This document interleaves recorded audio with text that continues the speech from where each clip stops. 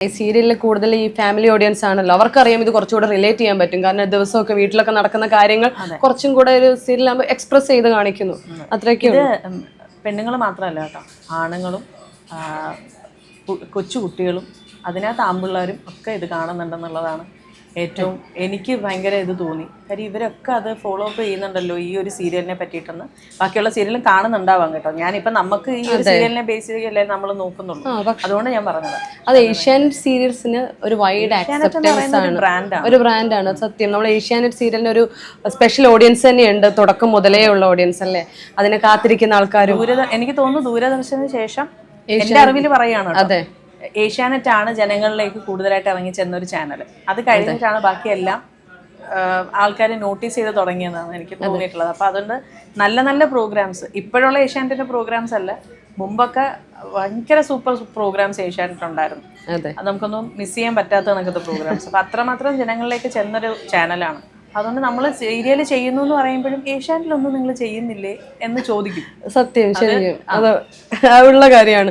Asianet serial ഇപ്പോൾ വീട്ടിലൊക്കെ അമ്മയൊക്കെ ഏഷ്യാനെറ്റിലെ സീരിയൽ എന്ന് പറയുമ്പോൾ അവർക്കൊരു പ്രത്യേകതയുണ്ട്. ഞാൻ പിന്നെ ശ്രദ്ധിച്ച വേറൊരു കാര്യം, ഇപ്പോൾ ചേച്ചിയുടെ ഇപ്പോഴുള്ള ഒരു ആഫ്റ്റർ ആക്സിഡൻറ്റ് സീക്വൻസ് ആയിരിക്കും അല്ലേ ഷൂട്ട് ചെയ്യുന്നത്. അപ്പോൾ പോലും മേക്കപ്പ് ഒന്നും ഇല്ലാതെ ഒരു കാലത്ത് ഭയങ്കര ആഭരണങ്ങൾ ധരിച്ച് വല്ലാതെ മേക്കപ്പ് ചെയ്തിട്ട് ഒരു നമ്മൾ വീട്ടിലിരിക്കുന്ന ഒരു അറ്ററിലായിരിക്കത്തില്ല ആർട്ടിസ്റ്റുകളൊന്നും. പക്ഷെ ഇന്നത്തെ സീരിയൽ കുറച്ചുകൂടെ റിയലിസ്റ്റിക് ആണ്, കുറച്ചുകൂടെ നമുക്ക് അല്ലേ. അതെ, എനിക്ക് ഞാൻ ഫസ്റ്റ് ചെയ്യുന്ന സീരിയൽ സീ കേരളത്തിലെ കയ്യെത്തും ദൂരത്ത് എന്ന് പറയുന്ന സീരിയലാണ്.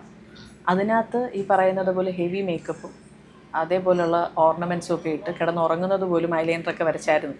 അതെ, പക്ഷെ ഇതിനകത്താണ് ഞാൻ ഫസ്റ്റ് മേക്കപ്പ് ഇല്ലാതെ, അല്ലെങ്കിൽ മേക്കപ്പ് ഇല്ലെങ്കിലും കുഴപ്പമില്ല എന്നുള്ള രീതിയിൽ അഭിനയിക്കുന്ന ഫസ്റ്റ് സീരിയൽ ഇതാണ്. അത് ജോയ്സ് സാറിന്റെ സീരിയലിന്റെ സ്പെഷ്യാലിറ്റി ആയിട്ടാണ് എനിക്ക് തോന്നുന്നത്. കണ്ടില്ലേ, നൈറ്റിയാണ് ഇട്ടിരിക്കുന്നത്. പക്ഷെ ചേച്ചിയുടെ നൈറ്റിക്കൊക്കെ ഒരുപാട് ഫാൻസ് ഉണ്ടെന്ന് തോന്നുന്നു അല്ലേ. നമ്മുടെ യൂട്യൂബ് ചാനലിലൊക്കെ കമന്റ്സ് ഒക്കെ വരത്തില്ലേ, നൈറ്റി എവിടെ നിന്ന് എടുക്കാൻ മെസ്സേജ് അയക്കാറുണ്ട്. അഭിനയത്തിനെ കുറിച്ച് പറഞ്ഞില്ലെങ്കിൽ നൈറ്റിയെ പറ്റി ചോദിക്കാറുണ്ട്. അതെ, അപ്പൊ അത് കാണാനായിട്ട് ആൾക്കാർ ഇരിക്കുന്നുണ്ട്. ഇതാവുമ്പോൾ ആൾക്കാർക്ക് കൂടുതൽ പർച്ചേസ് ചെയ്യാം, ഡെയിലി ആൾക്കാർക്ക് വേണ്ട ഇതാണല്ലോ അല്ലേ, ചോദിക്കുന്നുണ്ട്. അപ്പൊ ഈ സീരിയലുകളിൽ വന്ന മാറ്റം തീർച്ചയായും ജനങ്ങൾക്കിടയിൽ കൂടുതൽ അക്സെപ്റ്റൻസ് സീരിയലിനെ കൊണ്ടുവന്നിട്ട് ഉണ്ട്. സീരിയലാണെങ്കിലും സിനിമയാണെങ്കിലും ഈ പറയുന്ന ഒരു എന്റർടൈൻമെന്റിന്റെ ഭാഗമായിട്ടാണല്ലോ അത് പൊക്കോണ്ടിരിക്കുന്നത്. അതിനകത്ത് എത്രമാത്രം നമ്മൾ നാച്ചുറലായിട്ട് കൊടുക്കുന്നോ അത്രമാത്രം ഓഡിയൻസ് അത് സ്വീകരിക്കും.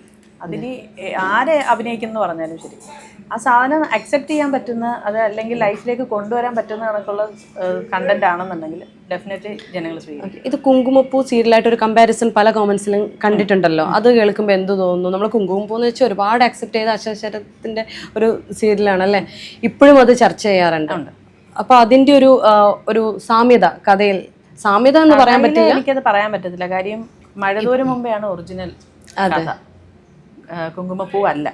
പിന്നെ ഓഡിയൻസ് ഭയങ്കരമായിട്ട് സ്വീകരിച്ച സീരിയലായിരുന്നു കുങ്കുമപ്പൂ. അതിനകത്ത് ആശാ ശരത്ത് ചെയ്ത ക്യാരക്ടറാണ് ഞാൻ ചെയ്തതെന്ന് പറഞ്ഞപ്പോൾ എന്തായിരിക്കും ആൾക്കാർ നമ്മുടെ അടുത്ത് റെസ്പോണ്ട് ചെയ്യുന്ന രീതി എങ്ങനെയാണെന്നോ അക്സെപ്റ്റ് ചെയ്യുന്ന രീതി എങ്ങനെയാണെന്നുള്ളൊരു ടെൻഷൻ എനിക്ക് ഉണ്ടായിരുന്നു. പക്ഷെ അത് ഇപ്പോൾ വളരെയധികം കുറഞ്ഞു. ഒട്ടും ഇല്ലാന്നല്ല, കുറഞ്ഞു എന്ന് പറയാം. തീർച്ചയായും ഇപ്പൊ സീരിയൽ ഒരുപാട് മഴതോരും മുൻപേ നമുക്ക് എല്ലാവർക്കും അറിയുന്ന ഒരു സീരിയലാണ്. ആർക്കും ഞാൻ പേര് കേട്ടോ, ഏഷ്യാനെറ്റിലെ സീരിയൽ അല്ലേ. അപ്പോൾ ഒരുപാട് എപ്പിസോഡുകൾ ഇനിയും മുന്നോട്ട് പോട്ടെ. പിന്നീട് ഒന്ന് ചോദിക്കാം, കളങ്കാവലിലെ ചേച്ചിയുടെ കഥാപാത്രം, ആ സിനിമയിലുള്ള എക്സ്പീരിയൻസ് എങ്ങനെയുണ്ടായിരുന്നു? മമ്മൂട്ടി സാറിൻ്റെ കൂടെ അഭിനയിക്കുന്ന എക്സ്പീരിയൻസ്. അതെ, അത് അച്ഛൻ്റെ പേരിൽ ആണ് ഞാൻ എന്നെ ഇൻട്രൊഡ്യൂസ് ചെയ്തെങ്കിലും ആ രീതിയിലല്ല വിളിച്ചത്.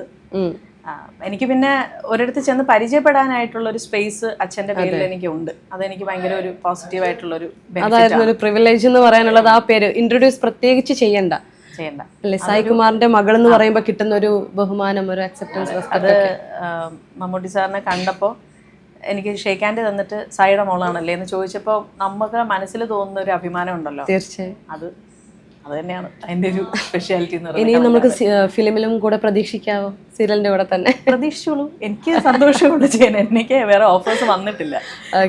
നമുക്ക് വേണമെങ്കിൽ പറയാം, എന്നെ അവർ വിളിച്ചു, ഇവര് വിളിച്ചു, പക്ഷെ എന്നെ ആരും വിളിച്ചില്ല. അതുകൊണ്ട് ഞാൻ ചെയ്തില്ല ഫിലിം.